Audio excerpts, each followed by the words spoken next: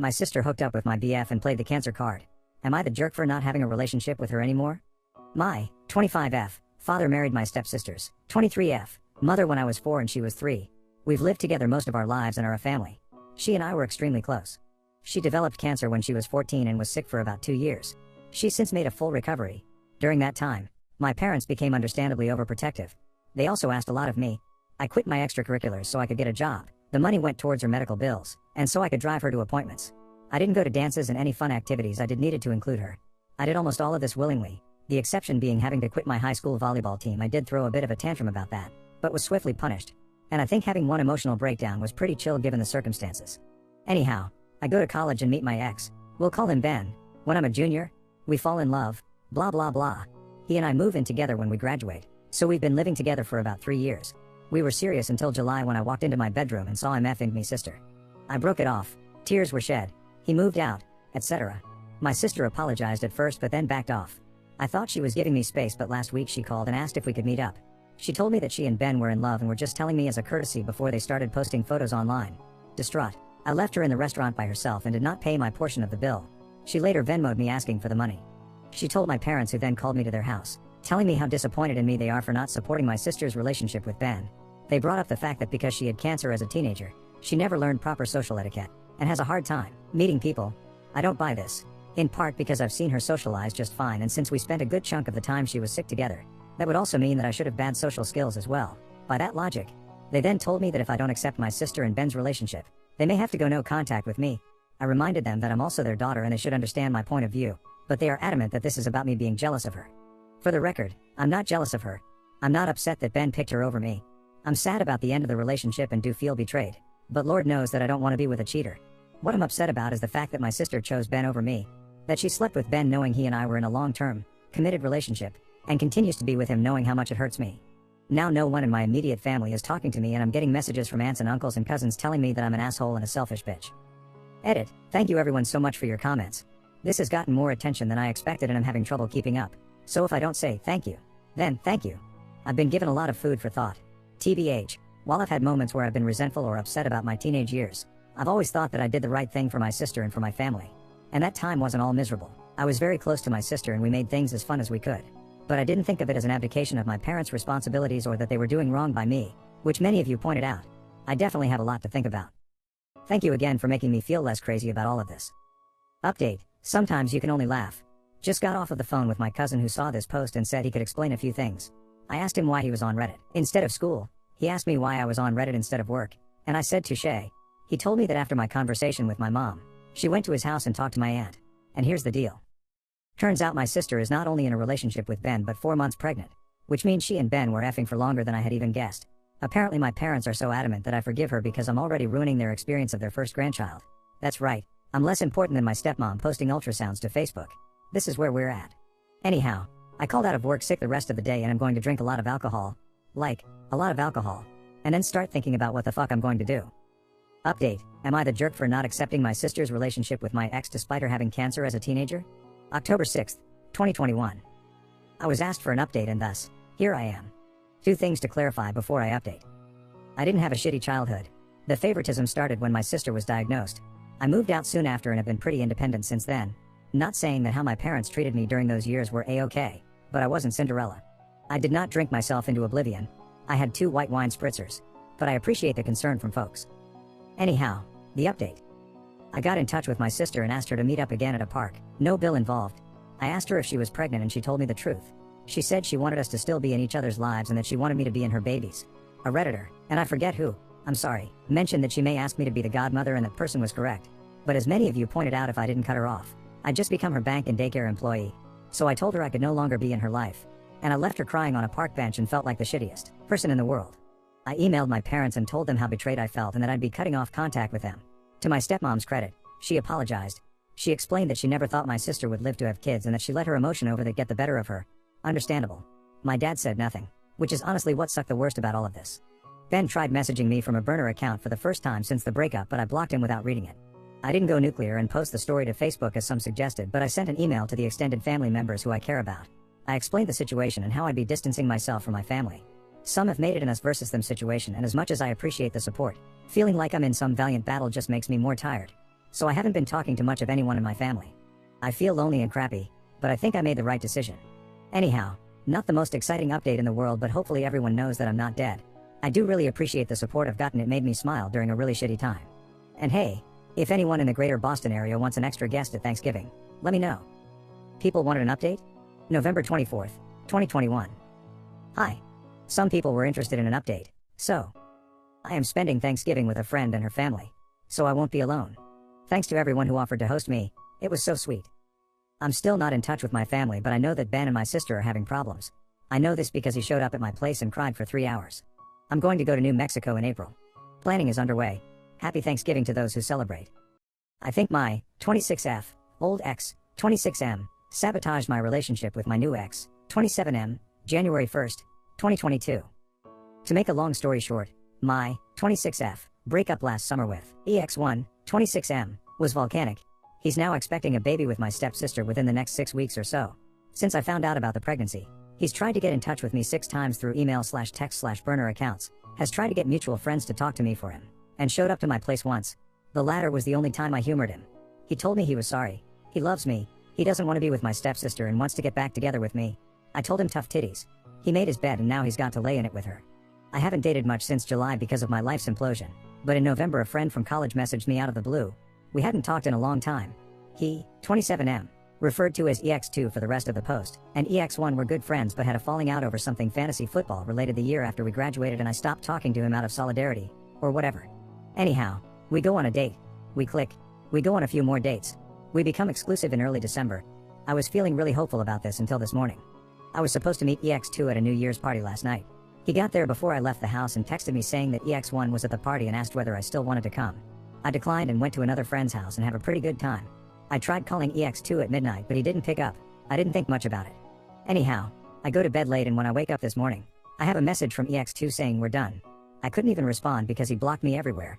I talked to a friend who was at the party the exes were at last night, and he said the two of them had spent a good chunk of time chatting with each other, but he didn't know what they were talking about. I'm not close with anyone else who was at the party, so I don't really have anyone else to ask. Like, okay, it was a 2-month-old relationship. I'm sad, but I'm not bereft.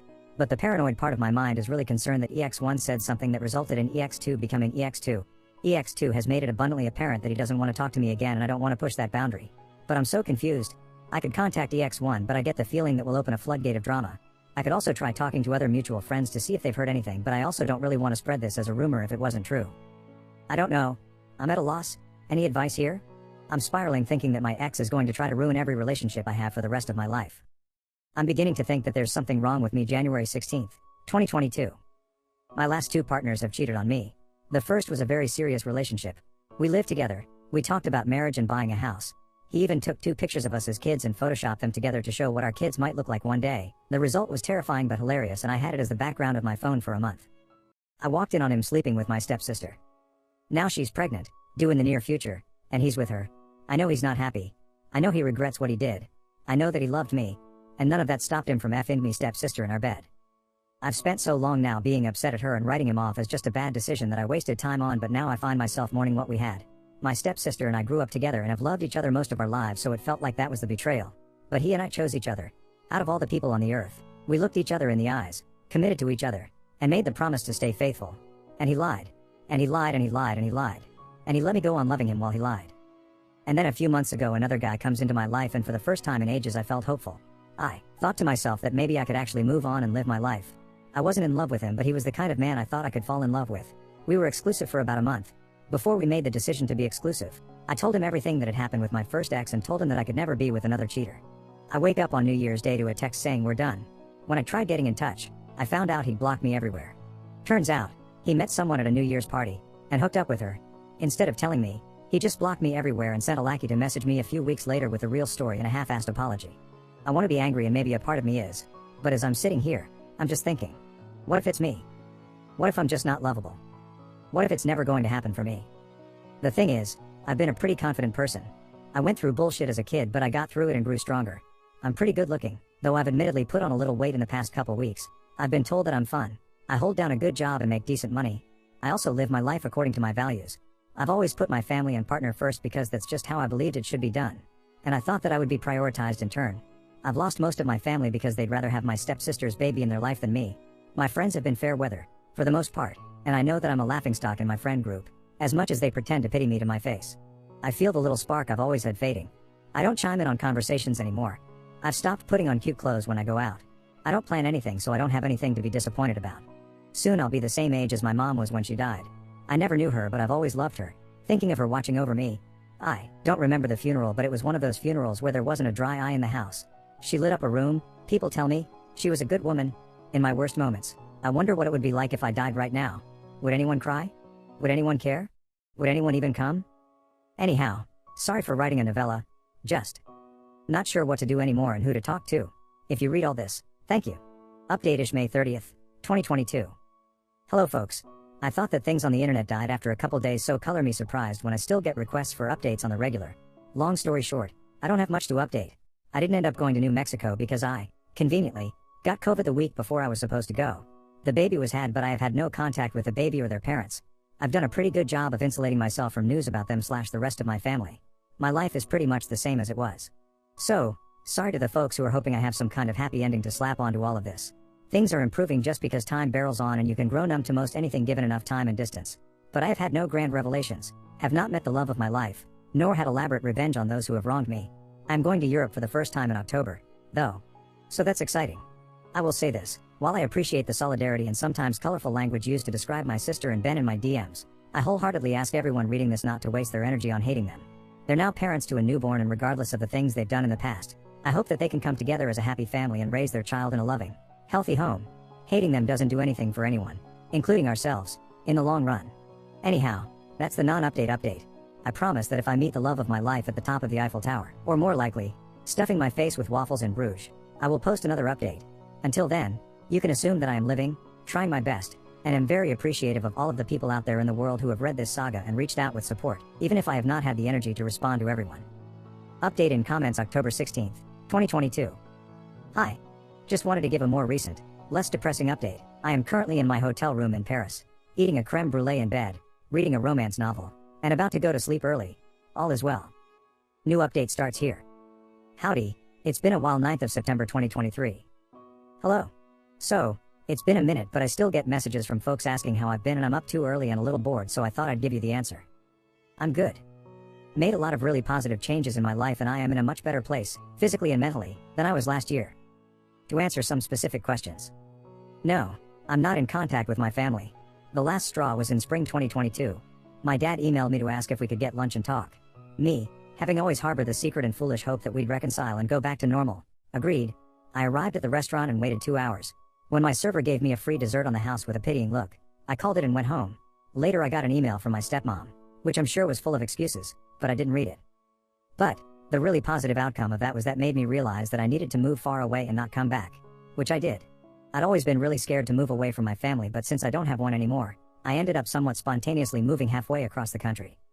The spontaneous move was stressful and expensive, but I can now say that moving was one of the best decisions of my life. I ended up reconnecting with an old friend and falling in with her friend group, who are the loveliest people. I've never felt safer or more supported, and I feel so lucky to have them in my life. And it's less humid here. That's a big win. One of our friends is a counselor who helped me find a therapist that I really click with, and it took a few tries and a therapist who didn't immediately want to do CBT with me, which just isn't my thing, but I found someone I really connect with. I'm now doing IFS therapy, and it has really changed my relationship with myself and helped me realize all of the hurt and pain I've been holding on to and start to heal. So, y'all were right and I needed to go to therapy. Give yourselves a pat on the back for that one. I also got diagnosed with depression and am taking medicine for that. It was a bit hard to stomach as someone who always saw her value as being the happy person who takes care of everyone all the time, but it turns out that sometimes when your needs aren't met as a kid, you end up becoming the happy person who takes care of everyone all the time because you're afraid that if you show the slightest bit of unhappiness, you won't be loved anymore, and that's fucked up. I also met a guy, and I know you're all saying, papaya no. Your decision making around men cannot be trusted. But I assure you that he's different. Instead of rolling his eyes when I'm feeling off, he'll either just quietly lay on the couch with me or go for a walk. Or he'll say really dirty things to me in his spot-on Kermit the Frog voice until I'm laughing so hard I can't focus on anything else. And bonus.